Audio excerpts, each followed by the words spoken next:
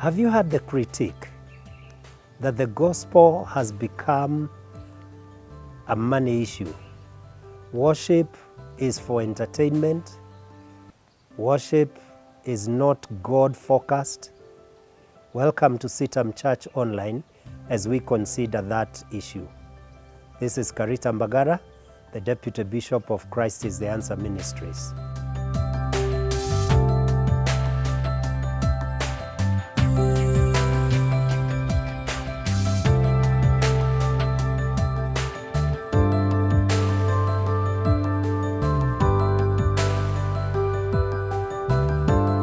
That charge that we are talking about came to me very real when on the 13th of April 2018, God gave me a dream which I believe was speaking to that issue.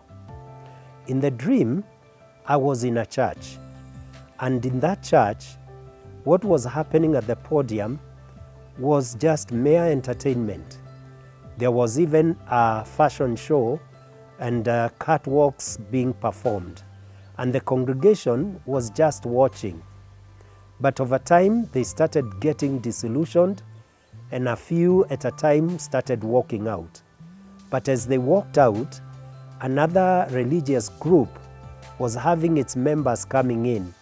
The first group came and sat at the front, and they started eating and speaking noisily, in a very noisy manner. And soon, the other religious group, which I am aware of, and I knew which it was in my dream, but I won't share here, they kept on increasing, and there was a person who was trying to lead worship, but he was also not passionate about what he was doing.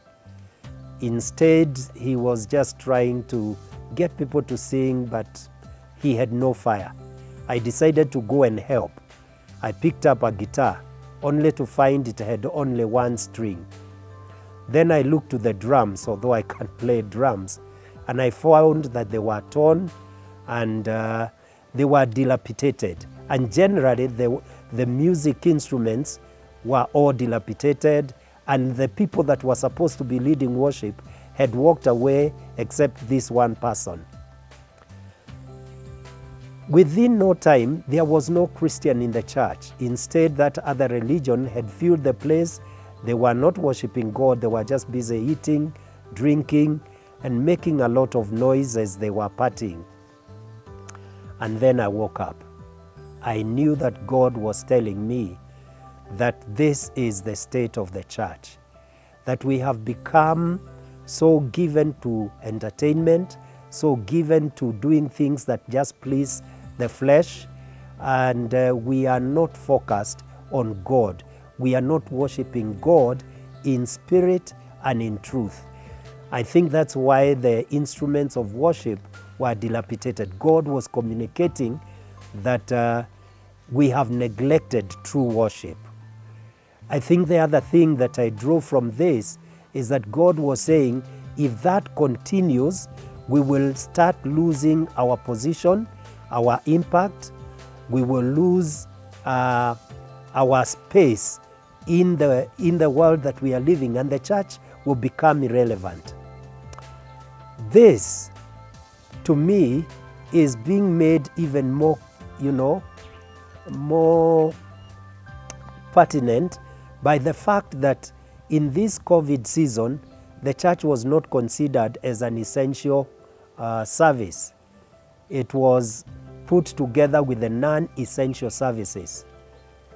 And I think it is a warning that God is sending our way so that we can reform, we can change our ways and turn back to Him. In fact, it is the thinking of the fact that we are considered as irrelevant that made me decide, let me share this dream and hopefully awaken the conscience of somebody somewhere so that we can start considering our ways as the Bible tells us and start thinking of getting back to God, turning, as we are told by Joel, to the Lord by rending our hearts, not our garments. I think when Joel is saying that, he is saying that we can have the form, we can even wear sackcloth, We can be seen to be, praying, but really we don't mean it from the heart. It is very much consistent with what Paul would later write in the book of 2 Timothy chapter 3 verse 5, where he says that the church will have a form of godliness but deny the power thereof. So we have the form, we appear to be godly people, but we are far away from God. No wonder that the world is telling us that we have kicked God out of his house. And when we do not have God, we are powerless. We are left to the human efforts, and that will not get us where we are supposed to be. It is God who makes the difference to what we do as a church. And when God is not pleased, when God walks away because we have not allowed him into our space, then we become powerless and irrelevant, and we become even people to be ignored. May God use this to cause you and I to turn back to him, to cry out to him. You see, when God sends a warning like he did in this dream, it is not just to give us information, and it is not to mean that this must happen. It is like he is giving us a foreknowledge, he is giving us a forewarning, his intelligence. Think of it as God's intelligence, so that we can take the steps to avert the danger and the harm that would come our way. And I believe that God is allowing me to share this so that you and I can take the action that is necessary at this time. And the action is to get back to God and to ensure that God is back in his central position in the life of the church. This way, we will start becoming relevant. This way, we will be listened to when we speak. This way, the church will be the true voice of God.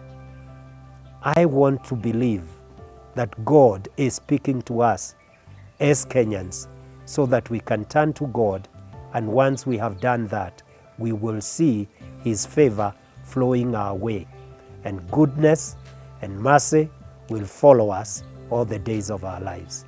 If this has been a blessing to you, I want to urge you, please share it with somebody else. Also, if you have not subscribed, please subscribe. And those who have subscribed and they don't have the notification on, please put on your notification so that whenever we put up a message, you are able to get it immediately. Thank you very much for taking the time to listen to what God has given me. Thank you very much.